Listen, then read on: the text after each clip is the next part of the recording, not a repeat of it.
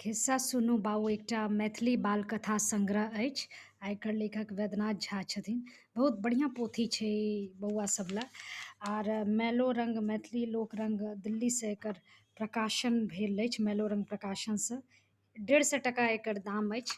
एहिमे लगभग 21टा खिस्सा छै आ सभटा खिस्सा एकसँ बढ़ि कऽ एहिमे एक छै। बड़ा नीक लागल। बाघक बच्चा, सखी परी, नेना जासूस, बूढ़ लोग, दुइबा गाछ। हम जे खिस्सा पढ़लहुँ एकटा गुंझिक्कू राक्षस, बड़ा बढ़िआँ छै। मतलब बच्चाके केना खेल खेलमे सीख दऽ रहल छै सेहो छै। सभटा अलग अलग तरहके छै आर हर बच्चा बैस लए ई छनि। पैघोके बड़ नीक लगतनि, हमरो बहुत नीक लागल। तऽ हम कहब कि जे ई किताब ज़रूर पढ़ल जाय, कीन कऽ बौआ सबके हाथमे देल जाय, ताकि उनको सबके ई एहिमे रुचि बढ़तनि पढ़यमे। आर ई किताब ज़रूर मंगाउ आर ज़रूर पढ़ू।